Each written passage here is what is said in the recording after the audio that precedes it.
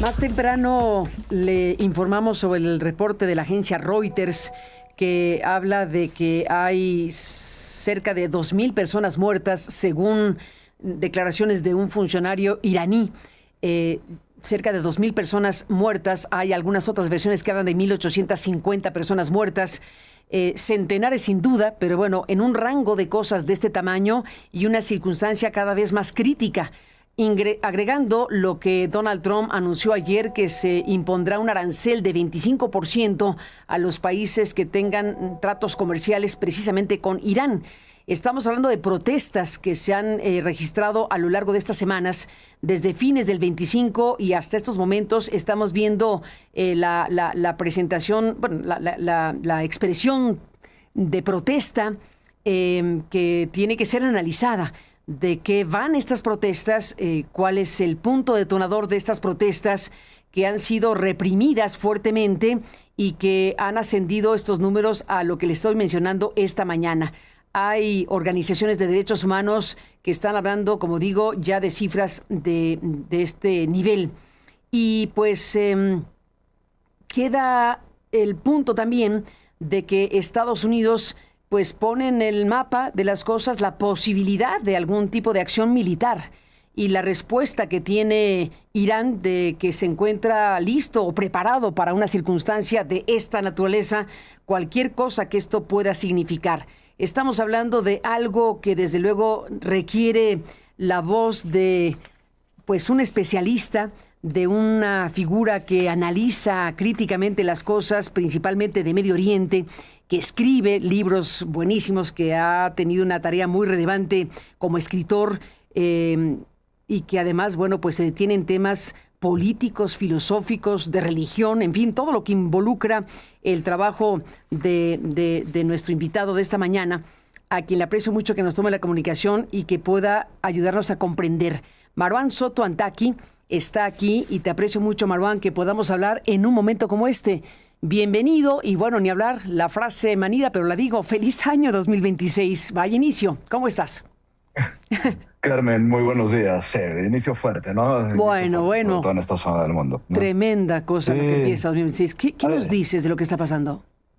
A ver, voy a tratar de ordenarlo un poco. Primero hacia las cifras y tratar de entender por qué ese número de cifras antes de remitirme al contexto. Ayer a la noche se habían cumplido 100 horas de un bloqueo total de redes. El régimen de los ayatolás bloqueó todas las señales de internet, todas las señales de telefonía, todas las señales de la comunicación. Durante los últimos días, la mayor parte de la información salía a través de antenas de Starlink, las cuales también habían encontrado la forma de bloquear y hace unas horas empezaron a requisar las antenas donde las encontraban. Eso nos da un muy poco flujo de información. Se decía ayer a la tarde, en nuestra tarde, que estaban alrededor de 600 muertos, lo cual tampoco se podía confirmar. Confirmados se tenían alrededor de 150, pero al mismo tiempo acompañaban imágenes de bolsas negras en espacios públicos inmensamente grandes, ¿no? Los conteos tienen esa posibilidad o ese margen justo porque no hay información, pero al mismo tiempo hay que tomar en cuenta otra cosa. Podría también ser una cifra, es una cifra totalmente plausible para lo que hace el régimen iraní, pero al mismo tiempo puede ser una estrategia de infundir miedo. ¿Por qué? Porque eso es lo que ha hecho el régimen iraní. Entonces ya me regreso un poco a cómo empezó esto. Irán, sabemos, es una teocracia instaurada en 79 con la dictadura de los ayatolás, pero al mismo tiempo es una dictadura que tiene tradición en su sociedad de protestas. 2009 con el Movimiento Verde, 2017-18 también hubo protestas por razones similares a estas, 2019, luego 2022 por el asesinato de Mahsa Amini, que todos lo supimos, en manos de la policía moral por no haber portado el velo obligatorio. Cada una de estas ocasiones habíamos dicho que estas estaban siendo las mayores protestas hasta ese momento. Para el martes de la semana pasada, más o menos, todavía no alcanzaban esa magnitud. Miércoles de la semana pasada crecen de una forma exponencial, que quiere decir no solo el número de gente, sino el número de ciudades, la dispersión de las mismas protestas, ya habían transformado en quizá las más grandes que teníamos desde el 79.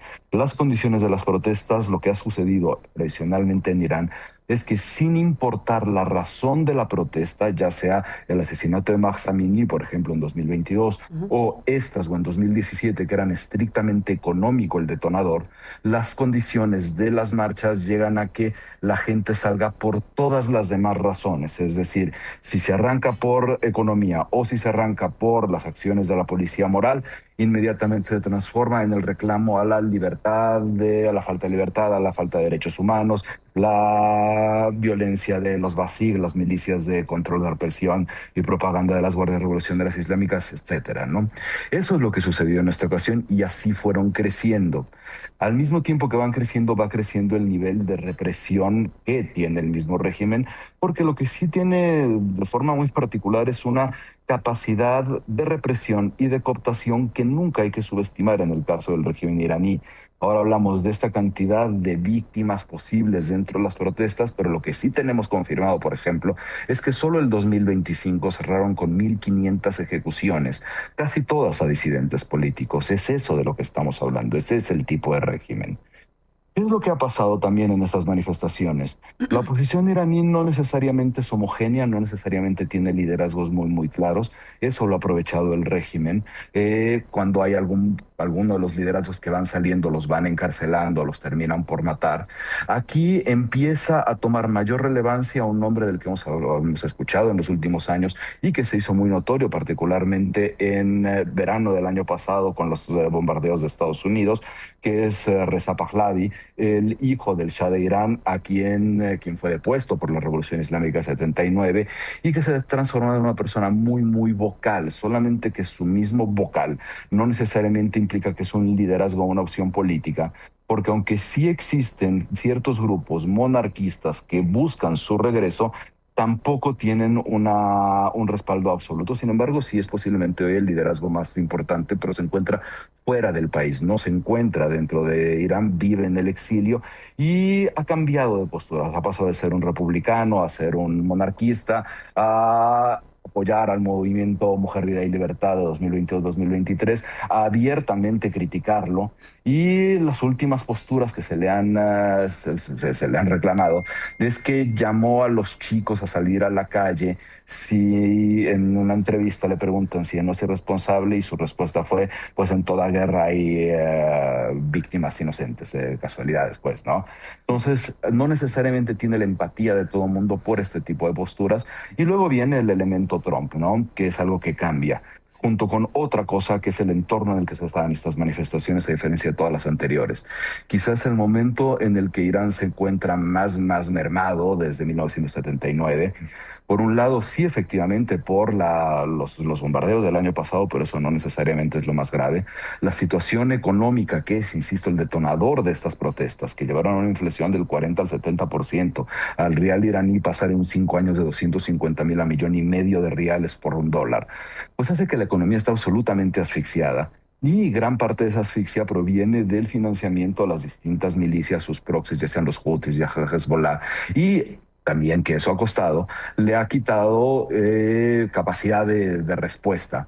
Junto con otro elemento que es 2024, diciembre de 2024, la caída del régimen de Bashar al-Assad, la dictadura siria, pues resulta que todas las estructuras de poder a las que estaba acostumbrado el régimen iraní están muy golpeadas, ¿no? Entonces tienen este golpeteo interno, pues, de la región donde sí se le han caído sus estructuras a la dictadura, tienen una situación económica en muy mal estado y tienen a la gente con el enojo más alto que nunca. ¿Por qué? Porque hay un punto después de más de 40 años que la realidad se agota, pues, ¿no? Ujú.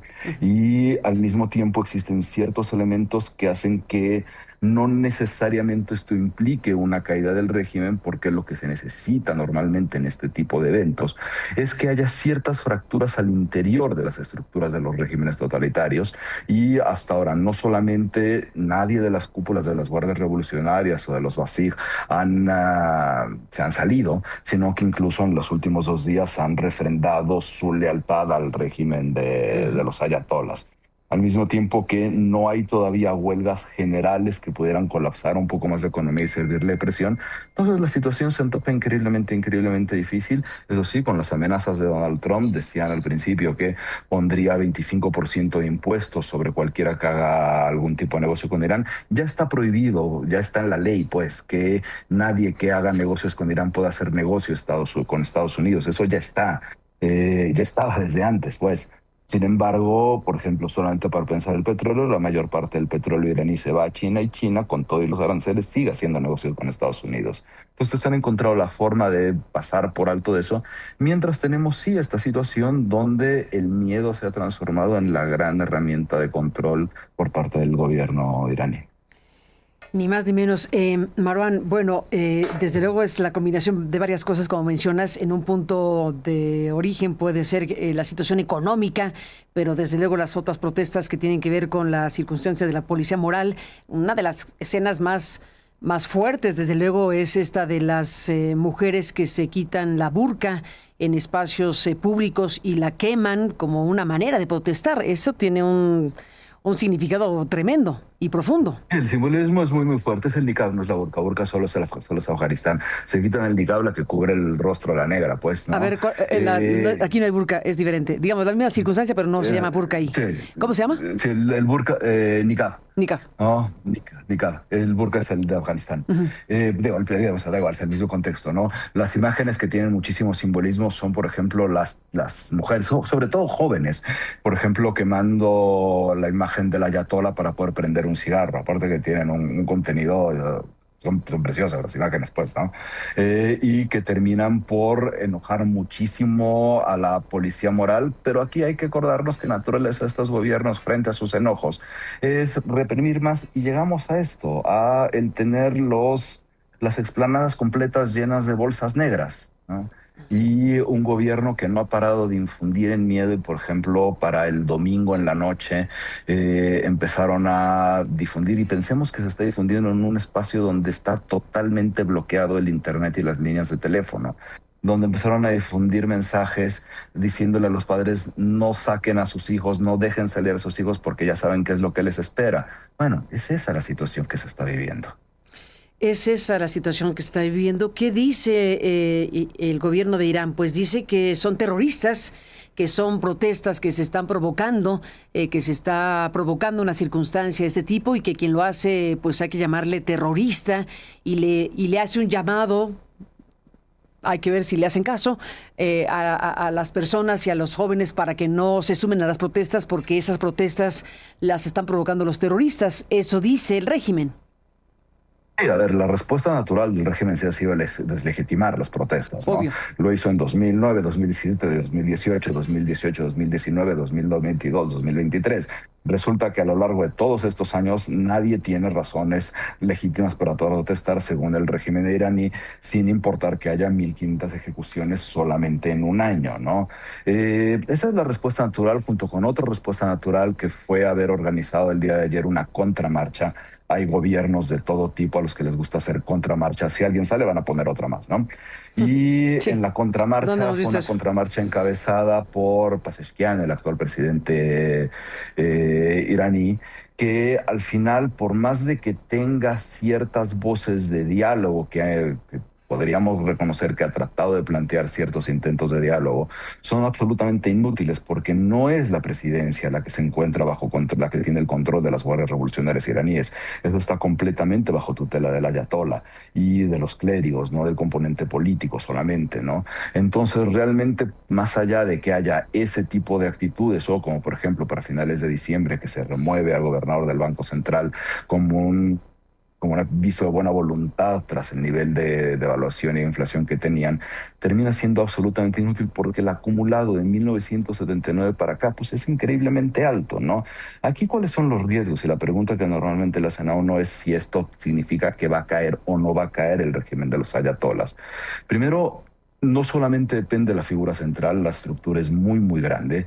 Es una estructura donde tienes a la tercera parte del país en control de las guardias revolucionarias, no solamente en términos armados, sino también en términos económicos. Controlan el 30% de la economía del país. Entonces eso les da una fuerza que con o sin ayatollah tienen bastante poder, ¿no? Ahora, el ayatollah es un hombre increíblemente mayor, muy mayor, con mala salud, donde también ha habido apuestas por la caducidad del tiempo, pues, no, nada más. Sin embargo, esa misma caducidad, al ser el mismo ayatollah el que organiza la posible sucesión dentro de esta estructura, daría un poco al mismo lugar, ¿no? Hacia las posibilidades de una caída por una intervención por parte de Estados Unidos. También hay que tomar en cuenta que aunque los ánimos puedan estar muy calientes, sobre todo después de Caracas, no es la misma situación. ¿Por qué no es la misma situación? Porque no hay esa capacidad de penetración que pudieron tener con, por ejemplo, con Delcy Rodríguez, ¿no? No hay una Delcy Rodríguez en Teherán. Y al mismo tiempo porque las posibilidades de esa intervención tendrían que en realidad verse en a cuál es el objetivo por parte de Estados Unidos. ¿A dónde quiero llegar con esto? Si el ataque o la intervención de Estados Unidos que se ha estado amenazando es pequeña, y pequeña incluso me podría referir a los ataques de junio pasado contra las instalaciones atómicas, no son ataques que políticamente representen algo, serán grandotes en la parte bélica, pero no son políticamente grandes, ¿no? Eso quiere decir que si no son políticamente grandes, no hacen absolutamente nada. Y si son demasiado grandes, corren el riesgo de llevar la situación a un mayor caos, donde la misma estructura que ha construido el régimen de Irán lo hace complicado. Por ejemplo, han pedido en las últimas 48 horas el apoyo a una cosa que se llama Kataib Hezbollah, que son sus milicias dentro del territorio iraquí para poder contener a las protestas. Y si tenemos que hay varios de ese estilo de grupos que podrían en un escenario de caos participar, las cosas también se hacen muchísimo más complicadas. Ni más ni menos, sí. Bueno, sí, solo imaginar una acción militar. ¿Qué detonaría una acción militar de Estados Unidos, una intervención de algún tipo en un contexto como este? Es que no lo sabemos, la realidad es que no lo sabemos, porque no tenemos claridad después de junio del año pasado cuál es el estado real del arsenal iraní. También tenemos que tener en cuenta que lo más posible en este tipo de estructuras es que el cambio que provenga de un ataque sí sería más o menos natural que sea del interior, ¿no? Que sea alguien del propio régimen. No tendríamos un Trump diciendo, como lo hizo ayer en su red social, que ya se ponía el mismo con el presidente interino de Venezuela, Sí, ¿no? qué cosa. No se tendrían este tipo de estructuras, pero tienes estructuras de caos porque no sabes cuál es ni el estado real del arsenal, ni tampoco cuáles serían las actitudes de desesperación que se podrían tener por parte de los distintos grupos. Y hay que tomar otra cosa que normalmente es complicada de entender en esta parte del mundo.